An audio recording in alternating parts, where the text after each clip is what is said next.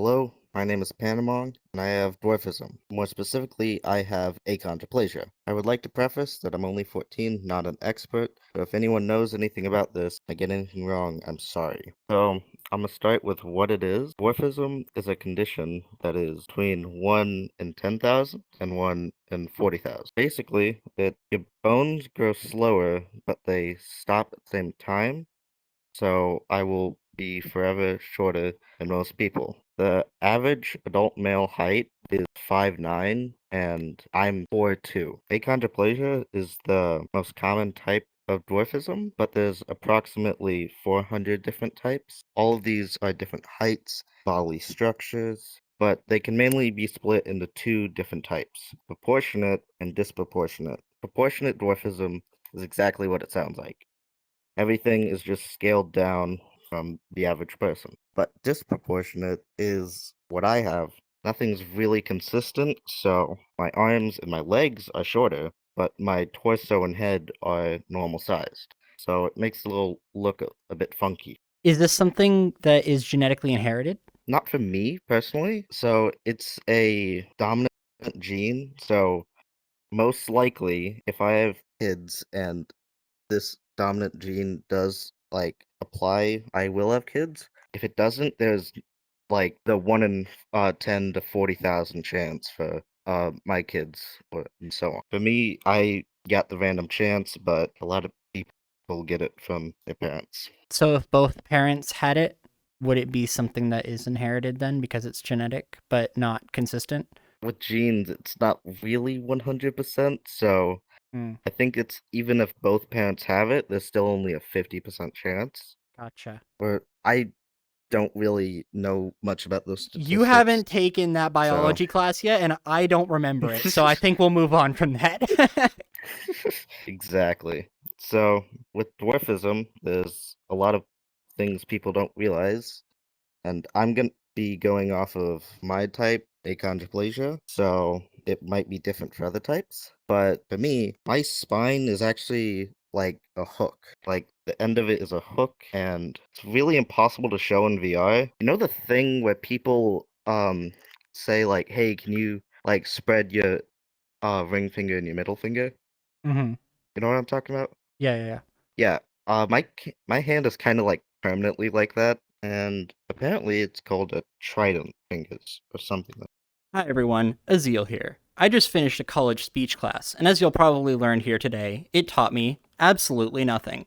That being said, I'd like to talk to you today about this video's sponsor, NordVPN. With thousands of servers in over 60 countries, NordVPN is the best way to browse the internet safely, securely, and privately. With the ever escalating state of international and national tensions, especially around queer people and their rights, it is vital that you use a VPN whenever accessing content that may put you in a compromised position if your government turns against you. I know that may not be what you expected coming from a little fox creature giving you a sponsor segment about a VPN, but the reality is that VPNs are vital in keeping you safe online during a time when tensions are higher than ever. By using NordVPN, you can prevent any entity, public, private, or individual, from accessing your personal information and using it to discriminate against you. Go to nordvpn.com/azil today to get started and get a huge discount on your subscription at NordVPN. Thanks for watching. There's a thing called LPA. It stands for Little People of America, where basically a group of people with dwarfism comes together and meets, for lack of a better word. And it's where a lot of people, if they have a kid and it turns out they turn out to be a dwarf, there's not much online, so you gotta can be a support group for hey, I have a dwarf kid, what do I do? Mm-hmm.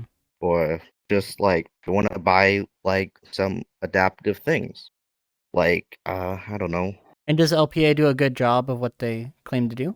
Oh yeah, almost every single dwarf I've ever seen came from there, and they actually did a lot of good help to me and my family. With my years on this planet, I have learned that I don't know if this is for all disabilities, I'm gonna assume it is, but at least with dwarfism, it's kind of for lack of a better term, hush hush. Like, don't do this, don't do that. Just be nice, just be nice, nice, nice. Don't mention it, don't mention it. And like, it kind of makes it to where people are like, oh, if I ask anything about this, they will be like very offended, which is really bad mentality for it. Is like, I want people to ask questions. I want to teach people about this. I don't want people going around with misconceptions about this. For some people, I get they don't want to talk about it, but like, just ask. If you have a question, just ask it. Don't act like we can't see you over there in the corner twiddling your thumbs, saying, just staring at us, like, with that look on your face. So, It's obvious when people want to ask, but they aren't. yeah. Hmm. But again, there's the other side of, but I'm gonna go off my experience with little kids. You do have to have some filter. Not too much, just enough for anyone else. Like, don't run up to me and say, hey, why are you so short? I mean, it's a reasonable question, but like, Not like there's that. some wording that has to Yeah, go into yeah. this. So, Have you ever gotten someone like that? Like that wasn't being malicious. They were just so not educated that they just went up and asked like that. oh, every single, like, basically 6 years and below, I get stares, questions, everything. Back in, like, elementary school, I would just, like, see off in the corner, just people be just like, not to anyone really, just like, hey, not like, hey, look at that person, just pointing to point, but way off, not like saying, trying to get my attention or anything. So the younger kids are usually the ones that are clueless about how to ask, but at least they ask, right? And yeah, and sometimes it's nice and sometimes it's kind of not. There is days where it's just like, I don't want to hear it right now. Kind of gets to you sometimes, like, not the asking, that's really, really good. But like, sometimes it's kind of just painful to remember, hey, you're different, always will be. Because in school, or in just society in general, they're like, hey, everyone's equal, everyone's the same. Don't like outcast someone. Then you gotta come to terms with, hey, you are different. You are not the same. Something that I was curious to ask as soon as I heard from you when you contacted me was, is the word proud something that you believe fits how you feel about being a dwarf? Would you say you are proud? Yes, since like I want to like represent the dwarfs, I want to like teach people. But like at the same time, it's like, why me? Why was I the one that had to deal with this? Mm, Like there's some days where it's like it's awesome, like, hey, you guys are all crawling in these like small areas, but I can just walk. And there's the others of when the little kids point and laugh. So there's one thing that I do want to clear up. It's basically the terms. It's a very fuzzy, like gray area where it's like there are three main terms that I know: dwarf, little person, and then midget. They all scale in possible offensiveness. First off, the least offensive is little person, just what we are, mhm. a little person. Then there's dwarf, which can kind of be because it can be a reminder. And then there's the final one of midget. I personally am not the biggest fan of it, and I'm not like, hey, why would you say this to me? That's so offensive. I'm just like, hey, some people find that offensive. Because me personally, when I hear it, I get reminded of like the freak show times where it's like my only employment was in the circus to be pointed at and laughed at. Right. And to be clear, I've been using the term dwarf during this recording. Is that something that you find acceptable and are willing to have me do? Look at my avatar. I can I just say I fucking love that. That is so cool. Like you came in Yeah, and you were like, I have two avatars to choose from. One of them was a guy in a hazmat suit. I was like, oh, can I see the other one? And I took one look and I was like, oh my god, that is so cool. yeah, I was debating like professionality or this. Um, Listen, we're not professionals on the Azil YouTube channel. Okay.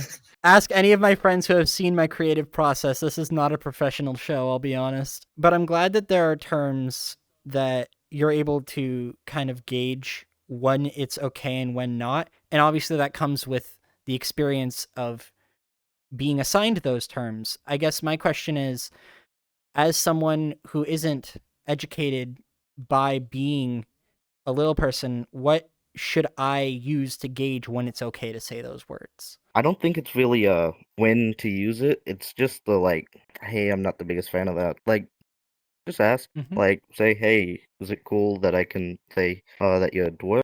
Do you want me to use a different word? If so, what? We don't really care. I mean, it all depends. Yeah, I'm sure that there are people that have experienced a lot of trauma from it that are more sensitive. And just like with anything else in life, if someone is sensitive to something, the not dick thing to do is to be aware of that. It's not hard.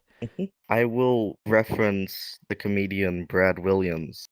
If anyone knows him, he's the dwarf guy. Makes pretty amazing stuff. He uses the word midget all the time. In his own words, there was like a mob of dwarfs at one of his shows, like protesting him using that word. So, as you can see, it's a bit of a touchy subject. Mm-hmm. It's more of like using it, not asking about it. Can I just say the term a mob of dwarves means such different things depending on which universe you're in. Yes, very much so. I mean, I use mob lightly. There was like 10 of them. Yeah. But like for a condition that's like one in like 10 to 40,000, it's kind of a lot.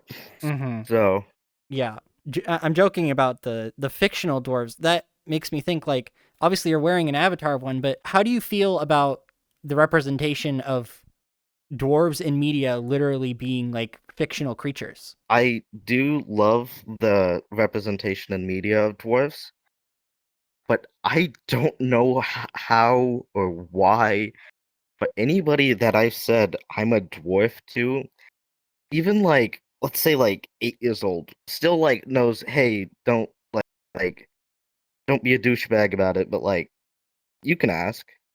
Um, they just can't really wrap their head around the concept of a dwarf, and I'm like, like, have you never seen like Snow White and the Seven Dwarfs? Like, this isn't a new term.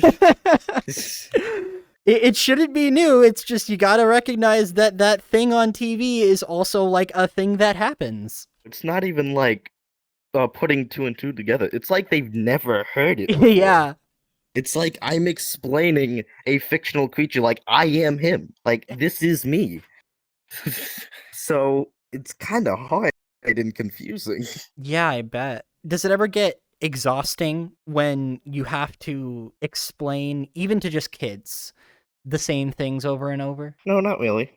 Hmm. Because two reasons. One, for some reason, when I went to middle school, I don't think I've been asked all year at all in any scenario, not even in school. Hmm. Just disappeared one day. And then there's also, I do have the power to say whatever I want. Like, I didn't eat my vegetables. You're like So. telling them how it happened. Like,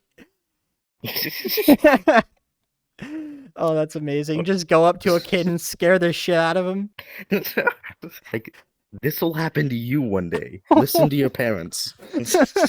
I'm wondering if like you kind of build up a tolerance against hate because you know you can just brush off the stupid. So, the funny thing is, I have never been like actually like truly insulted for it.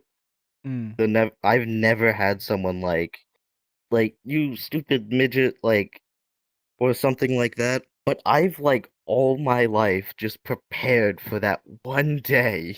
So when you prepare for a thing a lot worse than someone just saying like, "Hey, you're one of those midgets, aren't you?" Like, no, I'm a dwarf. how do you feel like you would react if you had someone being outright hateful? I'm gonna be completely honest, probably not at all. Just like, ah, you're one of those people. The fact that you know by 14 that there are just some people that you're like, okay, where you are right now is not a person that I want to interact with at all for any reason. That's that's some knowledge that took me a lot longer than it should have. So I would have to say that you're doing a pretty good job for yourself in that way. I mean, there's also the other aspect of like I've been on the internet almost my entire life. Like seven, I got a computer, and I'm just like, oh, so this is how people are. I know there's a difference between the internet and real life, so I think part of the reason I like the internet so much, and I got myself here now, kind of an escape. At the end of the day, you can be whoever you want to be, whenever, wherever. I don't have to be a dwarf. I could be the fantasy dwarf, changing my perspective so much. It's amazing. Well, I think now might be a good time to get into the quote unquote treatment, because I kind of lied with the I will be like this forever and there's nothing I can do, because there is. And I don't know really the validity of the. I know one of them is completely real, but I've heard there are two types according to like the Mayo Clinic. The treatment is hormones. If you break down the word achondroplasia, cartilage deficiency, because cartilage is what makes your bones. I have a deficiency in that. So your body So, just doesn't try to build because it doesn't have enough cartilage to do what it needs to do. So it just slows itself down. yeah, that's one of them. That's one of the treatments. And the other one is, I'm going to describe it. It might be a bit graphic for some people. It's just a heads up. Basically, from what I've been told, is they break you, like, let's say for a leg, for example, they break your leg, they put this wire cage around it that sticks into your bones and slowly pulls them apart. And when the bone reheals, they break it again until the desired height. Whoa. That's wild. Yeah. For some wild reason, I am not the biggest fan of that. It's just weird. Kind of makes it difficult because, like, personally, I've, like, for lack of a better word, made, like, a vow that I will not take either of those because I want to teach people about it. Wow. But, like, there are days where it's, like, really, like, I want to do it. I want to do it. Like, I know you're gonna regret it. Yeah. So you So, feel like it's really a part of your identity then to not want to take medication. at the end of the day, I know I am me. But like, there's also that like it also is kind of like a part of me. Do you feel like if there was a better treatment that just instantly fixed it sometime in the future, maybe 10, 20 years from now, would you do it? I don't think so, because those two might be the same, but the hormones, that's just taking a pill. Mhm. Like, it's the magic pill, but I still don't want to do that. Yeah. Tell me a story, I wanna hear it.